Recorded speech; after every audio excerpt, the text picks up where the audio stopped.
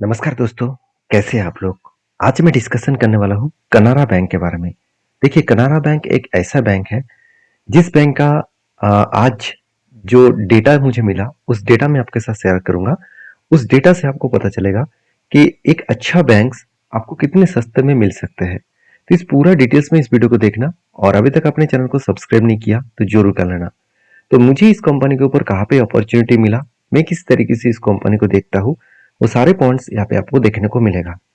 सबसे पहले देखिए, किसी भी कंपनी के ऊपर काम करने से पहले मैं जो डेटा को फाइंड आउट करता हूँ वो है इन्वेस्टर। तो इस कंपनी के ऊपर अगर मैं इन्वेस्टर के हिसाब से देखूँ तो प्रोमोटर के पास 62% होल्डिंग्स है। जो इसका प्रोमोटर एक्चुअली गवर्नमेंट है, आप देख सकते हैं प्रेसिडेंट ऑफ इंडिया के पास पूरा का पूरा हिस्सेदारी है। उसके बाद अगर देखा जाए तो एफएस के पास 10% है, जो पहले 11% था। अराउंड 0.50% का आसपास सेलिंग एफएस ने किया और उसका फायदा कुछ पब्लिक ने उठाया और कुछ डीएस ने उठाया। तो ओवरऑल बात करूं, हर किसी के पास इन्वेस्टमेंट है। तो यहाँ पे एक डेटा मुझे पॉजिटिव देखने को मिला।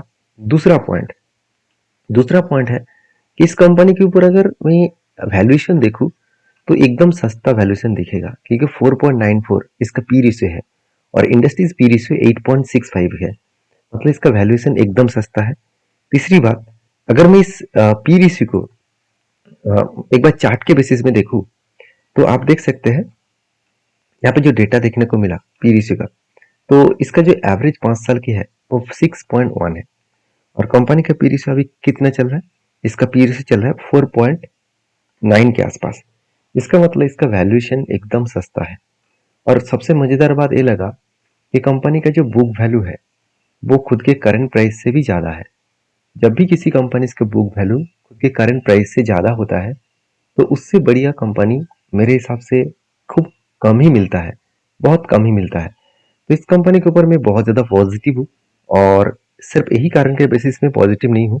देखिए, लोगों के मन में ये डाउट होगा कि कंपनी 1 लाख करोड़ का नहीं है और कंपनी ने करीबन 14.5 लाख करोड़ का कर्जा ले लिया। तो क्या कर्जा लेने के बाद कंपनी प्रॉफिट नहीं कर रहा है? वो भी तो देखना चाहिए। अगर मैं क्वार्टरली देखूं तो कंपनी इस बार हाईएस्टली सेल्स किया एक्सपेंस को मिटाने के बाद। सॉरी, कंपनी के ऊपर जो नेट प्रॉफिट है वो भी देखिए हाईएस्टली देखने को मिला। सबसे बेस्ट पॉइंट जो लगा वो है कंपनी का एनपीए। एक टाइम कंपनी का एनपीए चला गया था 2.65 के आसपास और वही एनपीए को धीरे धीरे करके कम करते करते आज सबसे लोएस्ट एनपीए देखने को मिला। मतलब इससे बढ़िया कंपनी इस टाइम ऑफ पीरियड में मेरे हिसाब से मुझे कम देखने को मिला। तो देखिए, जो कंपनी का सेल्स बढ़ रहा है, प्रॉफिट बढ़ रहा है, कंपनी का एनपीए घट रहा है, उस टाइम कंपनी का वैल्यूएशन सस्ता है, उसका बुक वैल्यू भी प्राइस के नीचे है। तो इतनी पॉइंट्स पॉजिटिव है मुझे इस कंपनी के ऊपर देखने को मिला। साथ ही साथ प्राइस के प्रॉफिट एंड लॉस के बारे में बात करूं तो मुझे जो डेटा देखने को मिला, आप देख सकते हैं रेवेन्यूज यहाँ पे साल भर में इस बार हाईएस्ट है और एक्सपेंस मिटाने के बाद प्रॉफिट भी इस बार सबसे ज्यादा है, सबसे ज्यादा। और आप देखेंगे सेल्स का डेटा स्ट्रांग, प्रॉफिट का डेटा वो भी स्ट्रांग। मानता हूँ कंपनी एक साल में, लास्ट ईयर में कंपनी ने, मतलब करंट ईयर में कंपनी ने कुछ खास परफॉर्मेंस नहीं किया। तो फिर भी कंपनी के ऊपर यही कारण के वजह से अराउंड 26% का करेक्शन हो चुके हैं और इसी का अपॉर्चुनिटी मुझे ढूंढना है और इसी का फायदा मुझे लेना है। तो देखिए, किसी कंपनी के ऊपर फायदा लेने से पहले, किसी कंपनी के ऊपर काम करने से पहले सारी चीजों को ऑब्जर्व करना होगा, उसका फ्यूचर एंड पास्ट को बैक टेस्टिंग करके देखना होगा। मतलब फ्यूचर में क्या हो सकते हैं, पास्ट में क्या हुआ था, उस सिचुएशन के बेसिस में काम करना होगा। तो चलो, मैं पूरा डिटेल्स में आपको यहाँ पे सारी चीज यहाँ पे बता रहा हूँ, आप ध्यान से देखना।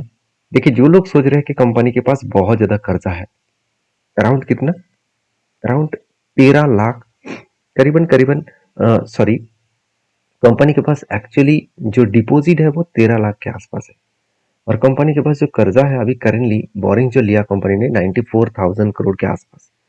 तो कंपनी के ऊपर जो इन्वेस्टमेंट है, अगर देखेंगे इन्वेस्टमेंट करीबन 4 लाख के ऊपर इन्वेस्टमेंट है। तो यहाँ पे एक पॉजिटिव डेटा देखने को मिला। और आदर्स एसेट में, अगर आदर्स एसेट में जाऊँ तो देखिए, loan in advance, company advance में लोन लेकर रखा है करीबन 8.5 लाख करोड़। ऑब्वियसली ये जो एडवांस लोन लिया तो ये कंपनी के लिए अभी एसेट है, क्योंकि इसको, इस लोन को दूसरों को देकर वो पैसा कमा सकते हैं। तो वो भी एक कंपनी के लिए पॉजिटिव बात है। तो सारे पॉइंट ऑफ व्यू से पॉजिटिव देखने को मिला। अभी इसके चार्ट के ऊपर आपको लेके जाता हूँ। तो चार्ट में एक बार ध्यान से देखेंगे तो कनारा बैंक के ऊपर मैं जो स्ट्रेटजी उसकी यूज करूंगा यहाँ पे, वो है 52 वीक हाई एंड लो का स्ट्रेटजी। देखिए यहाँ पे अगर मैं एक बार यहाँ से एक बार पेंसिल ले लेता हूँ, सॉरी यहाँ से एक बार मैं ड्रॉ टूल्स ले लेता हूँ। यहाँ पे ड्रॉ टूल्स को मैं एक बार ऐड कर लेता हूँ, तभी मैं बार बार मुझे लेना। हाँ अभी ठीक है। तो देखिए ड्रॉ टूल्स है, इसको लेकर मैंने देखा है। देखिए ये जो लाइन है ऊपर वाला, ये ऊपर वाला जो लाइन है, ये लाइन एक्चुअली देखा जाए तो ये लाइन एक्चुअली मतलब हायर लाइन है। और यहाँ पे जो लो लाइन, यहाँ पे नीचे वाला जो लाइन है, ये लोअर लाइन है। लोअर लाइन का मतलब क्या है? ऊपर लाइन इसको कहा जाता है 52 वीक हाई का लाइन, और नीचे है 52 वीक लो का लाइन। तो यहाँ पे हाई का लाइन और लो का लाइन, इस दोनों लाइन को आपको और एज ए स्ट्रेटेजिकली ऐड करना होगा। कहाँ पे ऐड करेंगे? आपको जाना है इंडिकेटर में, और उसके बाद आपको 52 वीक हाई लो स्ट्रेटेजीज को ऐड करना है। ऐड करने के बाद आपको ये डेटा देखने को मिलेगा। तो आपको करना क्या है, मैं सारे डिटेल्स को क्लियर कर देता हूँ।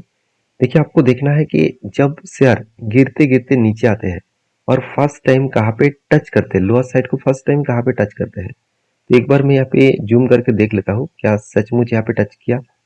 फाइनली क्या यहाँ पे टच किया? हाँ यहाँ पे टच किया था। तो इस लेवल को मैं मार्किंग कर लेता हूँ।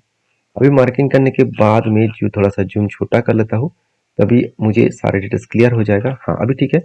देखिए यहाँ से लेकर मैं इसको कंटिन्यू कहाँ तक करूंगा, यहाँ से लेकर मैं कंटिन्यू पीक लेवल तक करूंगा। तो यहाँ से अगर पीक लेवल तक कंटिन्यू करूँ तो करीबन 46% का जर्नी होने का चांसेस है। तो क्या इस तरीके से जर्नी पहले भी हुआ था? चलो एक बार मैं बैक टेस्टिंग करके आपको दिखा देता हूँ। अगर डिटेल्स को चेकआउट किया जाए तो कोविड के टाइम में ही फर्स्ट इस तरीके से सिचुएशन क्रिएट हुआ था। तो कोविड के टाइम में हुआ क्या था, तो कोविड से पहले एक बार देख लेते हैं। देखिए फर्स्ट जब देखा जाए तो करेक्शन यहाँ से टॉप को टच करके नीचे आया, तो फर्स्ट यहाँ पे सिचुएशन क्रिएट हुआ था। तो कोविड से पहले यहाँ पे सिचुएशन क्रिएट हो गया था। उसके बाद कोविड आ गया, तो कोविड में और भी नीचे आ गया। तो और भी नीचे आने के लिए मुझे इस सिचुएशन से, अगर मैं डेटा को देखूँ तो मुझे चाहिए था 20% का करेक्शन। तो 20% करेक्शन कहाँ पे हुआ? कुछ इस जगह पे। और एक बार मैं वहां से अगर करेक्शन देखूँ, मैं 2 बार यहाँ पे एवरेज करता हूँ, वहां से अगर 20% देखूँ तो कुछ इस तरीके से लेवल्स में यहाँ पे आपको देखने को मिलेगा। अगर सेकेंड टाइम जब मैं एवरेज करूंगा वो 30% का एवरेज होगा, तो कुछ इस तरीके से लेवल्स में। तो मैं सारे लेवल्स को मार्किंग कर रहा हूँ, तभी आपको पता चलेगा। तो चलो अभी होगा क्या, अभी देखिए फाइनली टच टॉप में कब किया?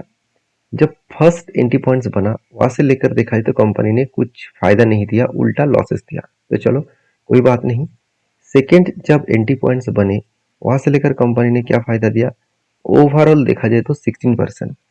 और थर्ड जो एंट्री पॉइंट्स मिला 30% के लूजिंग में, तो करीबन 67%। तो ओवरऑल 3 बार यहाँ पे टच किया, तो उसके अगेंस्ट में अच्छा खासा फायदा हुआ। जैसे देखिए यहाँ पे भी हुआ। यहाँ पे क्या हुआ? फर्स्ट एंट्री पॉइंट्स कुछ इस तरीके से लेवल्स में मिले, और इसका कुछ 8 से 8.5% का रिटर्न मिला। और यहाँ से अगर मैं और भी करेक्शन तक देखूँ, 20% का करेक्शन हुआ था। देखा जाए तो 20% तक करेक्शन यहाँ पे हो गया था। तो इस जगह से मैं फिर से एक बार मार्किंग करके देखूँ, तो ओवरऑल सेकेंड एंट्री जो है वो 36% तक जर्नी दे दिया। तो कभी कभी होता कुछ ऐसा है कि इमीडिएटली आपको उसका इफेक्ट नहीं देखने को मिलता, उसके लिए टाइम लगता है। और कभी कभी उसका इमीडिएटली रिएक्शन भी देखने को मिल जाता है। और इसी को मैं अगर कनारा बैंकों में आकर इस स्ट्रेटजीज के हिसाब से देखूँ, अगर मैं कनारा बैंक को मैं एक बार यहाँ से स्ट्रेटजीज को देखूँ, तो ये दूसरा स्ट्रेटजीज है। तो यहाँ से मैं देखूँ तो क्या यहाँ पे सचमुच में कुछ सिचुएशन क्रिएट हुआ था? तो यहाँ पे सिचुएशन को देखूँ तो बेसिकली यहाँ पे थोड़ा सा टाइम ले रहा है सॉफ्टवेयर अपडेट होने में, कोई बात नहीं। तो मैं एक बार देख लेता हूँ। हाँ अभी ठीक है। तो यहाँ पे सारी चीज यहाँ पे क्लियर है, तो एक बार मैं सारी चीजों को यहाँ पे क्लियर कर लेता हूँ। तो यहाँ पे भी कनारा बैंक के देखिए अच्छा खासा एक करेक्शन देखने को मिला। तो यहाँ पे भी एक अच्छा खासा जर्नी होने का चांसेस है, क्योंकि इस स्ट्रेटजीज के बेसिस में अगर मैं काम करूँ तो मुझे एक्चुअली एंट्री पॉइंट्स यहाँ पे मिला, और यहाँ से मैं टॉप तक इसको कंटिन्यू करूंगा। अगर टॉप तक देखूँ तो यहाँ पे 28% का जर्नी देखने को मिल सकता है। तो ये था कुछ मेरे टेक्निकली चार्ट पैटर्न्स के रूल्स, और मैं इसको आपको एजुकेशन पर्पस में शेयर किया हूँ। वीडियो में जानकर अच्छा मिले तो प्लीज़ लाइक करना, चैनल को सब्सक्राइब भी करना। Thank you.